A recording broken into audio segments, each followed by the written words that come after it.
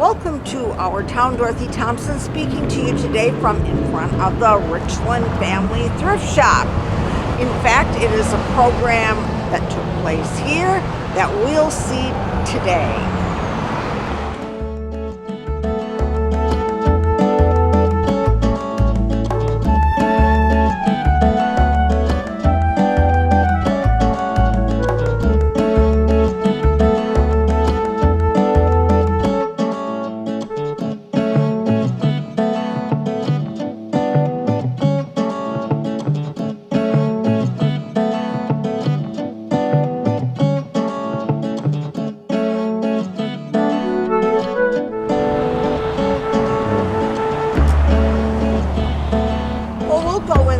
And hear from button collector Lorna Maxwell all about buttons.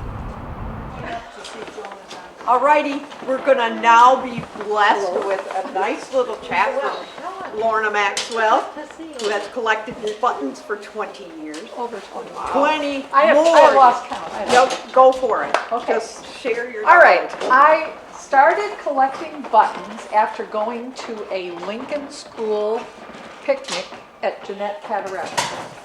I mean, I like quilts, I like fabric, I like lace, why not buttons? When I saw her button collection, it's like, oh, I am hooked. I will start collecting. But what do you collect? You know, what kind do you collect? I was given advice to collect only one kind of button. I didn't follow that. You know, I found some more that I liked, some more that I liked. So that's, you know, you just keep going and going. Give you a little history. In 1520, French King Francis I had a jeweler put 13,400 gold buttons onto a velvet jacket. Oh my.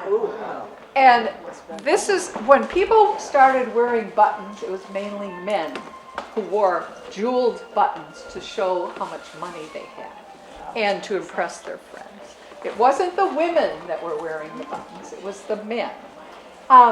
Do you know why a men's jacket has buttons on the sleeves? What use they're for? No. It's to keep the men from wiping his nose Oh across my the They are for decoration also, but that's why they started putting buttons on men's jackets so they wouldn't swipe their nose across the sleeve of their jacket. So, you know, just some comical things. Buttoning left to right, right to left. A lot of that had to do with how rich you were and if you had a maid or a butler that helped you dress.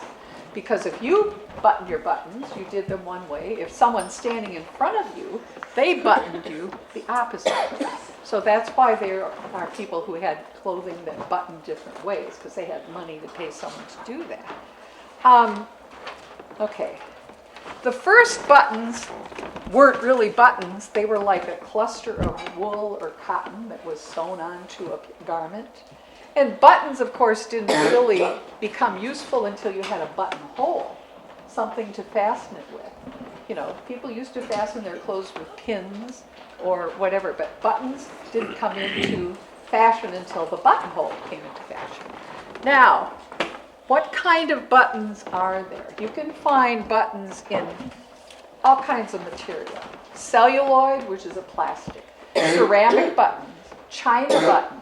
China buttons are when women started wearing China buttons to match their calico fabric dresses. Enamel buttons, fabric buttons, black glass buttons, clear and colored glass buttons, glass mounted in metal, horn. They used to have railroad cars full of horns and hoofs that went to a factory for processing. Can you imagine this? For buttons. And some of the buttons were slices of horns, some of it was the horns and hoofs they soaked in water and then used the jelly type substance to make the buttons. Metal buttons, shell buttons. We've all seen shell buttons because of our area we live in. You know, they almost did the population of the clams in, using them all for buttons. Synthetic polymers. There are many plastic buttons. Vegetable ivory. Vegetable ivory buttons are made with a palm nut And these nuts came off palm trees, and they were used for ballasts in ships coming into the United States, and so they tried to find a use for them. So they started making things out of these vegetable ivory or these shells. Wood buttons, bone buttons, composition buttons, rubber buttons, buttons made out of bamboo, cinnabar, cork, coconut shell, fruit pits, galena, gemstones, gutta percha, paper mache, plastic. There are other materials that buttons are made out of. The other question I always get is, what is your oldest button or your most expensive button? I don't really know sometimes. Anyway, I have two, I'll pass these around, two 18th century shell buttons or pearl buttons. And in here too is natural horn, which means it wasn't processed. It was a piece of horn that was made into a button, and these are ball buttons. And then realistic buttons, which I just think are fun. Realistic means if it was made bigger, it would look just exactly like it. And I have cigarette packages. My oldest button, well, some of my oldest buttons. I have a button from the Civil War. I have a button from Queen Victoria's era. And then one of my most expensive buttons, I have others, was a button that Don bought me when we were in Texas doing flea markets. And we found these buttons. And this is a locket button. It opens and it has diamonds and rubies on it. Oh, wow. So I will pass these around and you can look at them.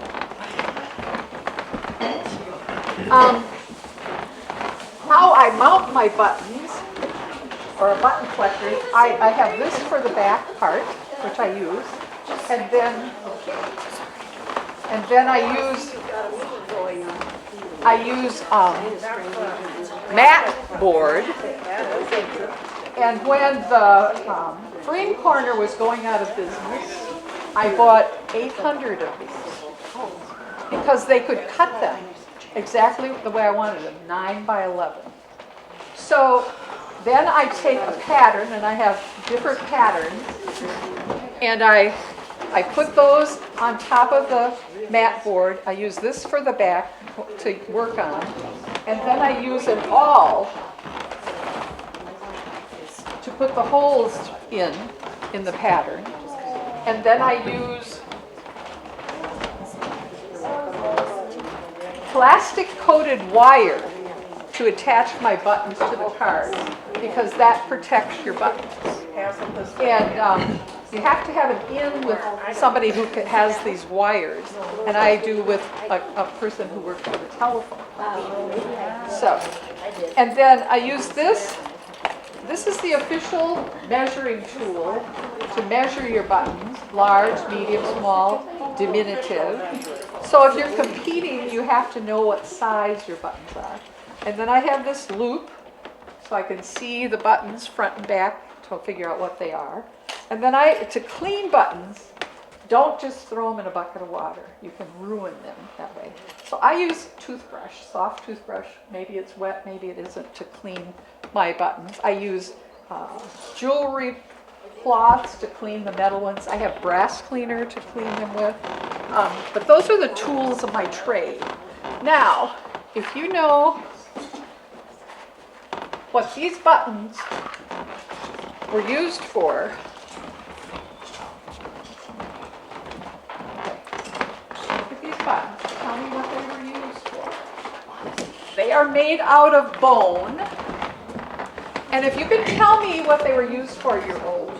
Oh, You're old. there's some green on this one. Well, those are bone buttons, and they're underwear buttons. Underwear buttons.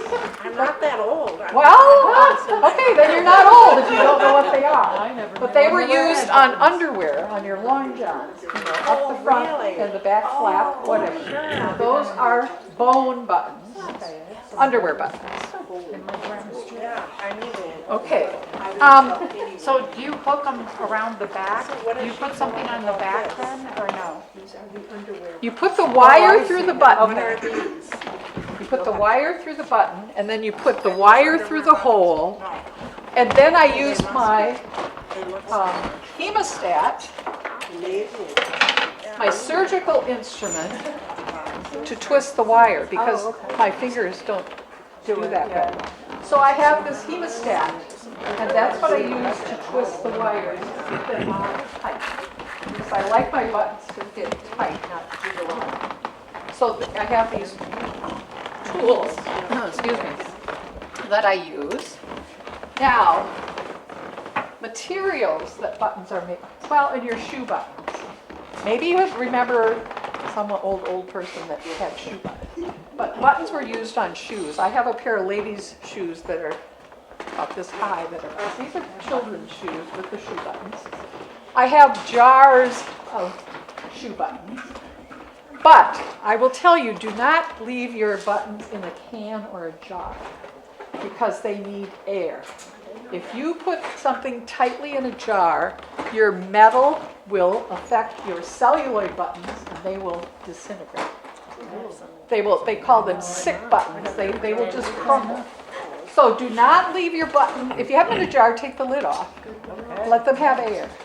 You know, when I pack away my button cards, I have a sheet of acid-free paper I put between each card so that they're protected, you know, no acid on them, not touching the other card, but there's air for them.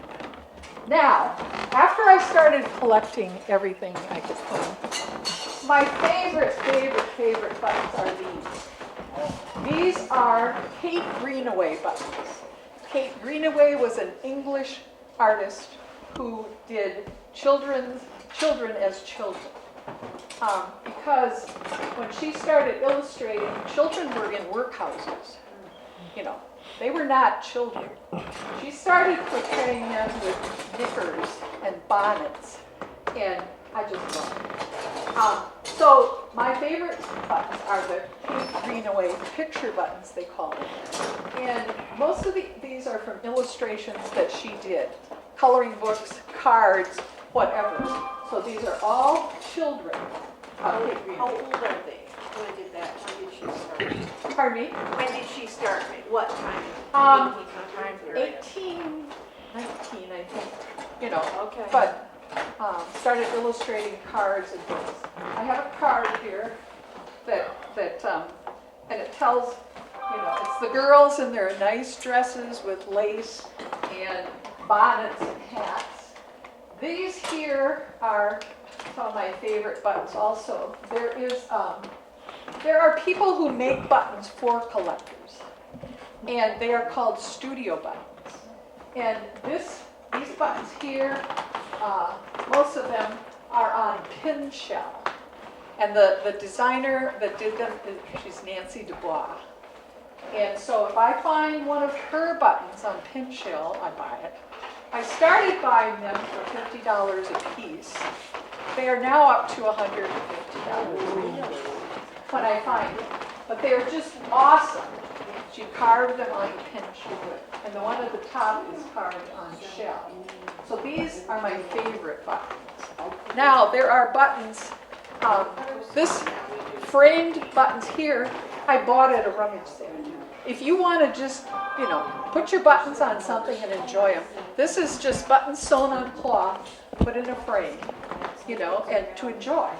And when I bought it, I thought, well, I can take it apart and take those buttons off I want. I left it because I like it. So you can do whatever you want with it. So find a nice frame here. Yeah, isn't that neat? So find a nice frame at the thrift shop and go home and sew buttons on fabric or put them on cardstock. So where did you get it? I found it at Rivers. Really? And how much were they charging? I don't remember what $2, it was. $5? No, it was a little more than that because she knew it was. Wow, that's neat. Yeah. How do they have those fastened on there? Those are sewn on the They're fabric. sewn on? Yeah. That is neat. So if you sew, and I have a large frame in my house above the mantle. It was a shadow box, and the man made it into a shadow box. What as a a frame. fine- I have all black fine glass buttons. buttons. Wow, that's neat. Put on carpet. Okay, there's wooden buttons. Here's a card of wooden buttons. And this button down here is stained dyed leather, OME, which is other material embellished. And it's Art Deco. And I found some of those in a jar, and I was selling them at a show for $8 a piece. Then I saw another vendor who was selling them for $80. So I raised my price. Yeah. But you just, and this is like a Picasso, art. The design of it is taken after that. This is a Daddy Longlegs and realistic, so if it was large, and it's made out of wood. I like these. Oh, aren't those neat? I found the very Daddy neat. Longlegs at a quilt show. The daddy long legs. Isn't Yeah. that interesting? And then there's Those are neat. these buttons here on this necklace came from Gruyere, France. Gruyere, France, some of the button collectors went there. There was a factory there that made buttons and beads, China. There's a museum there. But they also have a dump where they dumped tiles and beads and buttons that they didn't like. So we've had members from the state group fly up, go to Gruyere, France, find the dump, and not everybody in this little town will tell you there's a dump. But they all have tiles in their house from this dump. So they went with they borrowed shovels from people that were there and would go through these piles. Oh, if you died and gone to heaven, I would think. But anyway, so I had to buy a necklace from them, that's from these beads and buttons from Gruyere, France. And if I ever get there, I don't know. So cool. You will. It's just, just fun. Anyway, I have Bakelite buttons here that's a plastic button. You can do materials and you can do different objects. Like I have bows on this card that are different. And when you compete, you try to find the most different materials in whatever you're competing in. So, What do you mean by that, competing? national and state conventions, they put up awards and they describe them, and you can compete by making a card for that. So you go through your whole collection and try to put together all the bows you can find and the different materials of the bows, so that it's competition. But it makes you look and learn. What about that biggest button? That's Bakelite. Can you imagine what that was on? I have no idea. Probably a coat? It maybe had been on a cape, Yeah, I thought of a You know, cape, where a they cape. put one button. one button Yeah. on a cape. Okay. The others, I'm pretty sure, are mostly coat buttons. The Bakelite. So they were big buttons. Yeah. Are those from like the 50s, the Bakelite? Pardon me? Are those from like the 50s, the Bakelite? Yeah. Mourning buttons. Queen Victoria mourned forever for her Albert. And she wore clothing that had jet buttons on it. Jet is like a coal product. I've never seen a jet button. I don't have a jet button. People at that time could not afford jet buttons. So black glass became popular. And there's millions and millions of black glass buttons. Now, my card has a picture of the Button Cemetery, which is between Gotham and Lone Rock. And most of my family are buried there. So I had to make a card with Button Cemetery for the mourning buttons. Mourning buttons were just black buttons, mostly not shiny. Some have a little bit of shine to them. But anyway, these are mourning buttons because Queen Victoria mourned her whole life after Albert died.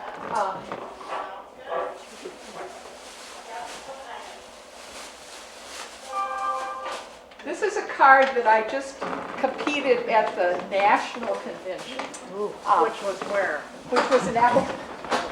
And it's going to be in Indiana this next year and back to Appleton the year after. These are backgrounds. You were supposed to find different materials in the background of the buttons. And I have leather, cork, metal, pewter, celluloid, silk thread, dark metal, steel cup, crystal, tin, which is very old, but different materials for the background. And I worked and worked and worked on it. I got a third, which I felt was wonderful. Good. At For National. National, At that's National. great. Because these are people who have inherited their grandmother's Yeah. collection. Wow. I started my own, but they have, they have. Yeah, pass it. Reference books, I have many, many, many reference books, and you can go online. I also belong to the state and national, and we get a bulletin several times a year from them with articles and education in them, which really helps. Okay, I have buttons up here that are, this is agricultural or farming. That was a competition. This one here was human heads with different headgear. Okay, you can look at these later. So that was a competition. These are rhinestones. In button collecting, we call them pastes. Don't know why. They're just called pastes. These are rhinestones. These here are celluloid back buttons. They call them stick-ups because there's metal that comes through the celluloid and sticks up. So they're called stick-ups. This is black glass. Like I said, there's millions of black glass buttons. These black glass buttons are imitating fabric. So I really like those. These are glass buttons that are called moon glows. Moon glows, if you look at them sideways, there's a glass shield over the front of them, which gives them a really nice glow. These here are lucite buttons, a plastic button. And these are buttons. My husband and I went to France, and we went to go to flea markets. And we went with a group called Confection Week out of Madison who go to France 3 or 4 times a year, and then they sell what they buy. So they set up this group, and we went and we did all the flea markets. Of course, my husband loved flea markets. I loved flea markets. I was looking for buttons. He was looking for whatever. I bought to keep. He bought to sell. He came home with a top hat, some horns. I don't remember what all he bought, but I came home with buttons. And Easier to carry. yes, literally. And they act like they don't speak English, but they do. And I saw this uniform jacket. It was military. And I wanted the buttons off from it. And he was off doing his shopping, and I was talking to this guy. He wasn't talking, and I was trying to get how many euros I was going to pay for this jacket. And we had kind of agreed, and then Don came up behind me, and he said, "What are you paying for that?" And I told him. He said to the guy, "Oh, you got to do better than that." He started. I said, "Go over." And this guy, he said, "Yes." He said, he pointed at me, and then he repeated the amount again, a little bit less. I said, "Yes, I'll take it." I wanted the buttons off of the jacket. Anyway, this card here has all insects on it of different materials. Red glass. This is another card with chickens on it. This is just a decorative thing with buttons. Buttons were made out of rubber, hard rubber. And so they are usually always dated on the back, 1851, good year, because that's the year they made galvanized rubber. So and they're not pretty. They're just interesting. So there are rubber buttons. And this is just some buttons from a show. I just spent the last 2 months sorting house dress buttons. I am crazy. I ended up with over 50 cards. This is just one example. House dress buttons are cheap plastic buttons that were on house dresses. Women in the 50s, 60s, and 70s, 40s, 50s, and 60s wore a house dress and an apron to do their housework. And so these are the kind of buttons that were on those dresses. And they're just a cheap plastic, but they're very interesting to me. It's history. So anyway, You're finding old house dresses? you can buy house dresses online. When I Googled house dress buttons, I could have bought, I'm not buying them, but you could buy house dress buttons. Vintage. Or come to the thrift shop. Or come to the thrift shop. Then I have glass, black glass, red glass, Bakelite, some more Bakelite buttons here. These down here are Bakelite buttons also, and they're all the similar color.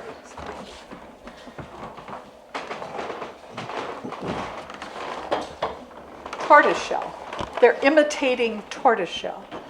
My dream is to find a tortoiseshell button with inlaid silver. Ha, ha, ha. Anyway, tortoiseshell is illegal to have unless you can prove how you got it. Because they're protected. Tortoiseshell. So these are just Bakelite buttons that are colored like tortoiseshell. And I do have one button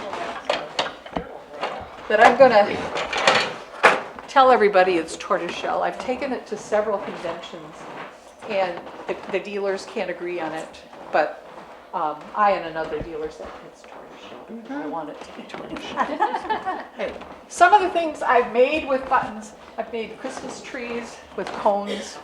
I bought plastic ornaments, and we made ornaments. My great-grandchildren, for Thanksgiving, they could pick out buttons to put in their ornament, and a jar. I'm trying to get this to go on through my generation. Anyway, on this end, yeah. On this end, there's fabric buttons.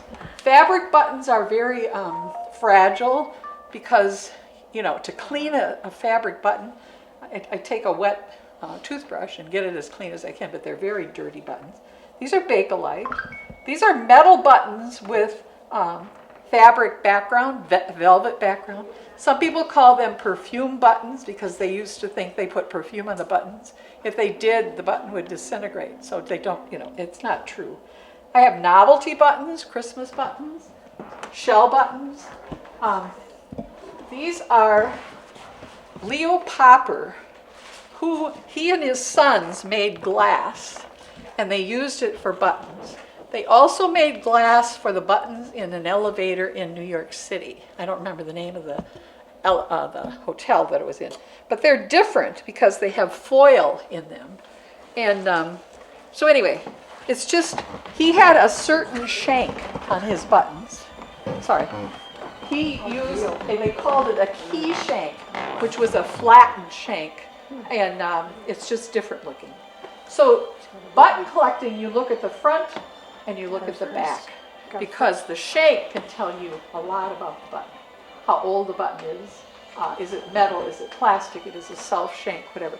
So you look at the front and then you turn it and look at the back, to decide what your button is. But anyway, another trick when I'm going through buttons, if I'm deciding if it's plastic or glass, glass feels cold on your cheek, plastic does not. So I can decide if it's plastic or glass. A lot of other things. But I also test buttons with a hot needle, if I don't know what it is. Casein. There are buttons made out of casein. Richland Center had a casein factory in 1936. Casein is made, plastic is made with milk and formaldehyde. Can you imagine the smell?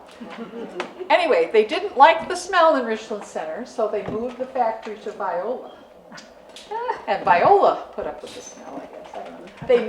They made the casein, and then they shipped it to Minnesota to make it into whatever they were going to make it into, because the formaldehyde hardened the milk product.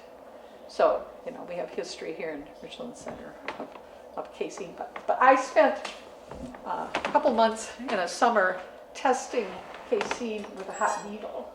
And I talked to my son in Texas, and he said, "What have you been doing for excitement?" I said, "Well, I've been sniffing casein." He said, "What? What are you doing?" I said, "I'm testing buttons, and you have to smell it. When you touch it with a hot needle, it smells like burnt milk." But casein buttons are mostly bright colors also. There's other fluids, but that's another way of testing buttons. Any questions? So say you're somewhere and you see this really cool button and you want to know what it is, how can you find out? You can, but like say us who don't know anything. Well, like I was saying, the plastic and the glass, you can figure out if it's cold against your cheek. Okay. Look at the shank. The shank will tell you a lot about the button. If it's celluloid, there are different kinds of celluloid shanks. Is there like a site you can go to? It's like there. Oh yeah, you can Google anything. But I mean, is there like a button? There's a National Button Okay. Society, there's a State Button Society, there's a local Button Society. The Woodman Center Button Club was started by Joan Orton McCollum. If you are interested in coming to a Button Club meeting, I've got some sticky notes. Give me your name and address, and we meet once a month.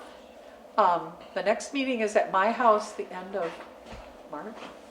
David belongs to the Button Club. And so, we just spent the last 2 meetings making bottle cap buttons, just for the fun of it. David found these bottle caps at the thrift shop, and so then we were looking for the right size. It was an inch size picture to go in it. And so Marianne had this punch, which was beautiful for, she used for cards. We could cut an inch piece of paper to put in the bottom of the bottle cap. And then we put glitter around it. And then we had to let the glue dry on that. And so then our next meeting, we put in resin. You mix the 2 pieces liquids together. So that has to dry for 24 hours. So then it's coming to my house and we're going to put the shanks on it. But Marianne's son came with some old stamps. That made cool buttons. So you could make any picture you wanted with these bottle caps. And we did have a state show one year, and that was the button for the show. Well, a gal it was about the outer space, I don't remember, but it was just, she had made these bottle cap buttons for the show. Anyway. What are the books that you use as reference? Well, the book is called The Big Book of Buttons. It used to be 1 book, and it was this thick. They've now redone it into 2 books with a price guide, and that's very smart because prices change all the time. But I have books on peasant buttons, on glass buttons. I mean, I probably have at least 30 books, reference books. And I like the books because I'll do things online, but I like to see it. And to try to find the value, people don't always agree, even the vendors, how much something is worth. But, so if you want it, you buy it, whatever. That's I love treasure hunting, that's what it is. I find, sorting through buttons. Now, I have a tub of buttons that I call utilitarian buttons. They're buttons that I don't want. Take a bag or 2 or 3 and fill it, they're free. Take them with you. They're called a poke box when you're at a convention. You have a $1 poke box, a $5 poke box, a $10 poke box that the vendor will put out, and you poke through them and find what you want, and then you pay for them. They're the most popular thing at a show, this table with all these poke boxes, because you're treasure hunting and can find what you want. Otherwise, you can find the button on their cards that are by categories or whatever for sale. What are the odds, Lauren, of any one of us having like a valuable button in our button box? I don't know, I'll come and look. It doesn't matter. You don't know. It may be valuable to you because it was on your great-grandmother's wedding dress. Yeah. And that's where I like putting things in a frame.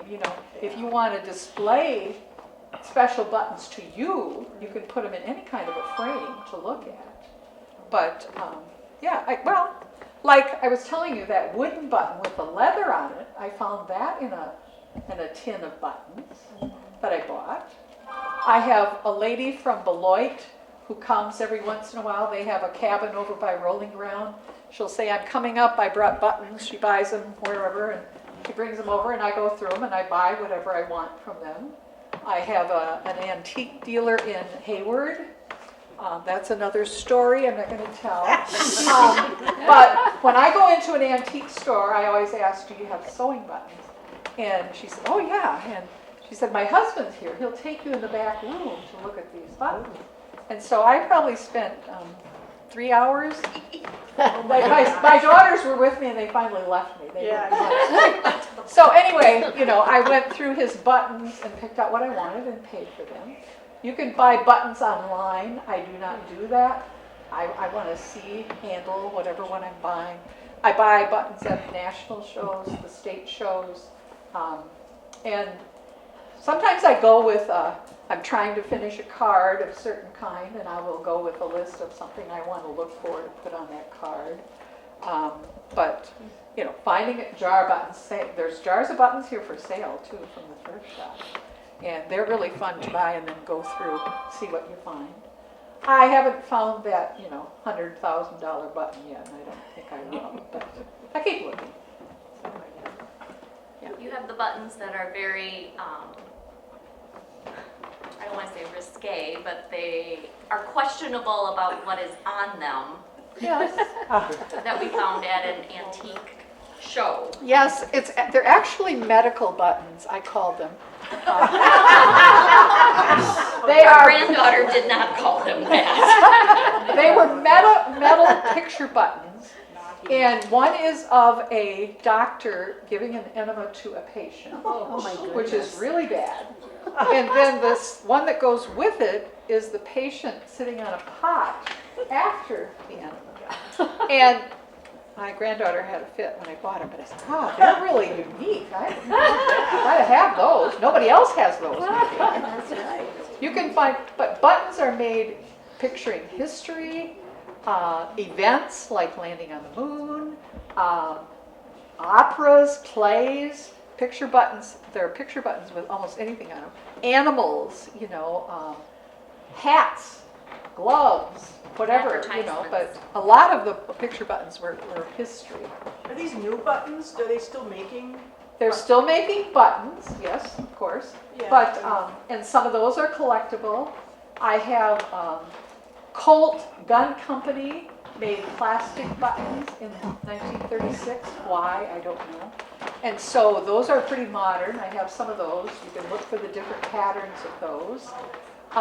There is a studio button maker in California who makes the vegetable ivory buttons, which are, I don't think they're made in a factory anymore, but he makes designs with cuts the nut in half or the seed and does pictures inside of it, and they're, you know.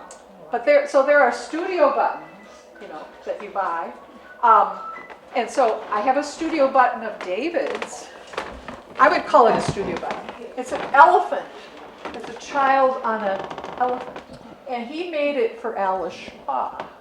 And when Alice Shaw sold her buttons, I bought a card of elephant buttons. So I would consider that a studio button made by someone for collectors. And that was as a gift. So. The Rendor Gallery has the lady that brings in studio buttons, but she does pins and other kind of stuff. But they're somewhere now. Aren't they ceramic? Yes. Yes. Yes. Yeah, they're ceramic buttons. So they're, you know, studio buttons, they're very interesting because they're unique to the person who made them. I went to, a lady called me from Mineral Point one day. You know, your name gets around, you might be interested in buttons. And she said, I have this collection. I know nothing about it. Do you know anything about Eunice Quinn? And I said, I've heard the name. I've got a couple of her buttons. Most of her buttons she made were ceramic using old molds from the metal buttons. And so I went to Mineral Point and looked at what she had and drooled and drooled. And they were in boxes. And she had no idea what she had. And I had no idea what she had. I said, I don't know what the value of this is. But it was a collection of Eunice Quinn. She was a lady from Madison who belonged to the Madison Club, and she made all kinds of buttons. So I eventually bought this collection from this lady. I took it with me and I said, I gave her some money. I took some money with me. I said, I know it's not enough, but when I had time to research it, I contacted her again and offered her what I offered her, and she thought it was fair. So I bought this collection of Eunice Quinn's buttons. And they're ceramic buttons, like I say, mostly picture buttons. A lot were Kate Greenaway, where she used the old molds to make molds for the ceramic buttons. And then, you know, she painted them or whatever. Wasn't there a lady that did glass buttons and painted on the inside or something? Well, there's a couple of people who do lamp work, glass buttons. You know, a torch, lamp work. Couple of them. One of them, I bought a round glass button from her, and she put gold on the outside, little tips of gold. So it was a very unique button just for me. You know, so she did lamp work. There's another lady that does lamp work, and most of her buttons are glass with movable parts.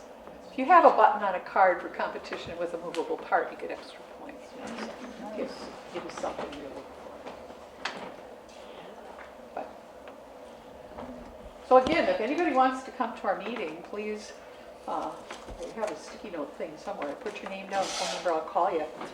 Yeah, and come to our meeting and see what we're talking about that month. You know, we talk about different things. But Mary Ann Metz is a member. She's been a collector for years.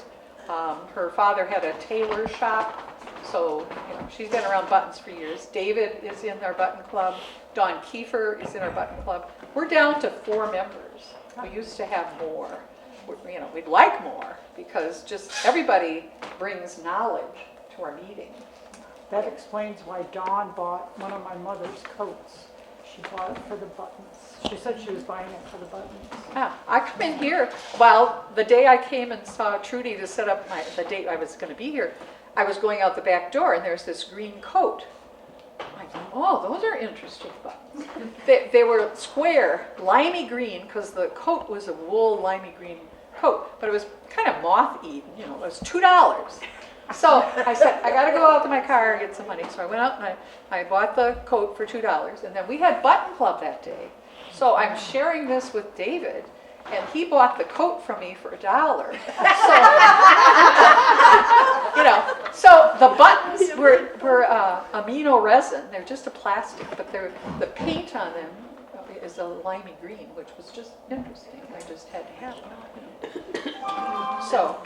But, you know, if anybody has a button they'd like me to look at to tell you about them, I would gladly do that. I've done that for people. Go through their buttons. So. And I hope somebody in my family, I'm working on the great-grandchildren, you know, like buttons so that, Not this one, not this. well, I don't know. Yeah. I just told them don't put them on a hay wagon and sell them. You know? Yeah. Be a little courteous with my buttons because they're nice. Put them on a hay wagon. Yeah, that's part of their inheritance.